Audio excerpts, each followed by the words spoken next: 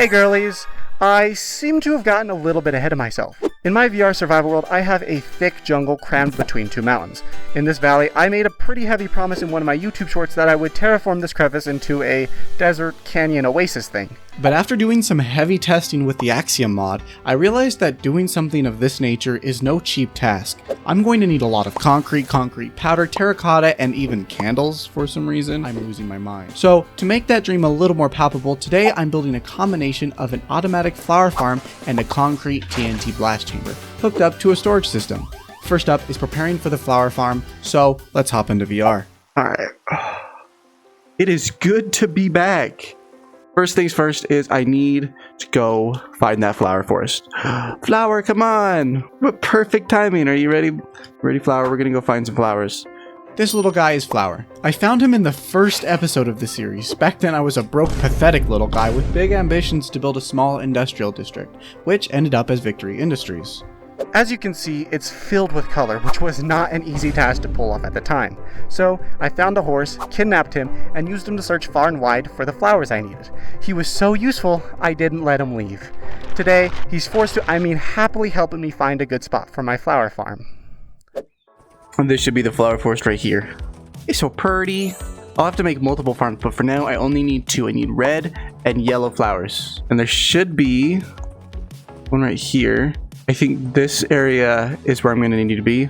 So, first things first, let's clear this area. Let's get a blank canvas going to work with. All I need to do is clear enough trees for 2 farms and a future building. So, it shouldn't take that much space. That's probably enough. Goober. At least I'll have enough wood for the sorting system. Alright, let's go home. We have a lot of resources we need to get. That's the next step. I'm assuming I have most of it at my beautiful humble abode, but the rest of it I need to grind out. Grass, bone meal, a dispenser, and some water.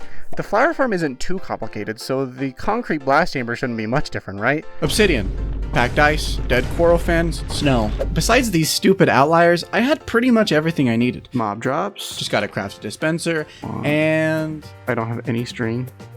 How do I not have 3 string? It's only 3. How do... I got my string. With everything else together, I could finally pack my things and head over to the flower farm to get started. This farm works by using the pattern that generates flowers in these biomes, starting at lilies of the valley and ending at dandelions, which is where we want to be. I'll be using a lot of oranges, yellows, and some red in the color palette of my future canyon, so I located a spot where I could get both dandelions and roses in the same farm, which I can craft together to get the orange dyes I need as well. I'm using an automatic flower farm design originally built by Ray's Works, which I plan on slightly modifying to filter out waste. Perfect. First farm is ready to go. We just need to put some bone meal in it and we'll be running. Now we just need to hook up the composter to this guy again. This will run into our automatic sorting system.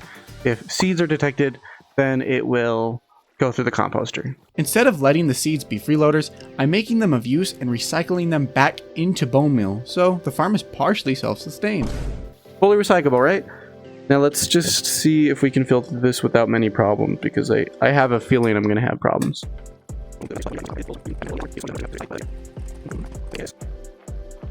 It's not working. Which, I have it in the wrong one? I swear, I do not remember it being that one. How the heck does this work again? Yes! Okay, alright, we figured it out. Let's see if we can make it so that this can be a little bit higher. Okay. Okay, alright, works. The contraption is built, it's fully recyclable. If any seeds come through these hoppers, the last hopper picks it up.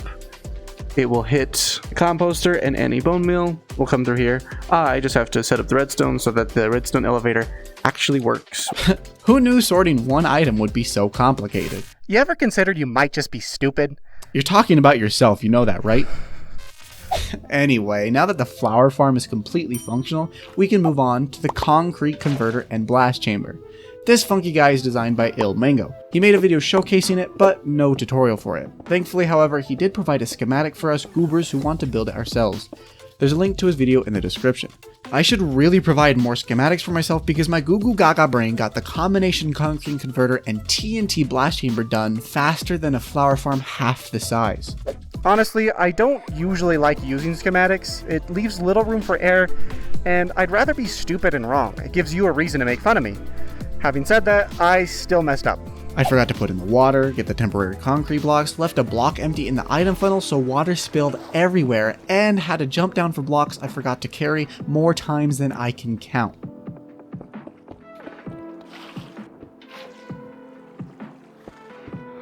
Alright, with that, I think this is also done. Let me turn off this schematic.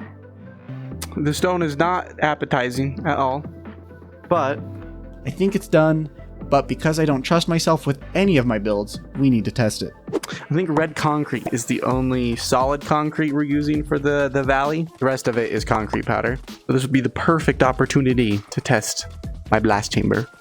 And then I needed concrete. So we have a bunch of this. Grab some gravel, some sand, bunch of concrete powder. I know that I need 4 just in there before I start the system. I think The farm could easily break. If anything went wrong with the TNT, it could destroy most of the redstone and ruin the farm, so I was peeing my pants only a little while preparing to test it. Okay, now it should be done. I got the water in, got my powder, and I'm scared.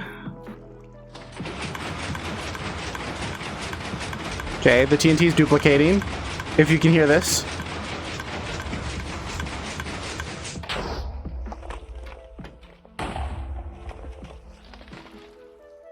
Okay, doesn't look like anything's broken. I saw concrete dropping. It's totally working. It looks like it has quite the feeding loop. So you have to overcompensate by maybe a stack, half stack, which isn't bad. I mean, when you're doing huge amounts of concrete, that's nothing. Especially when I have a new source of all the dye I'll ever need. The only thing missing from this big skeleton is skinned.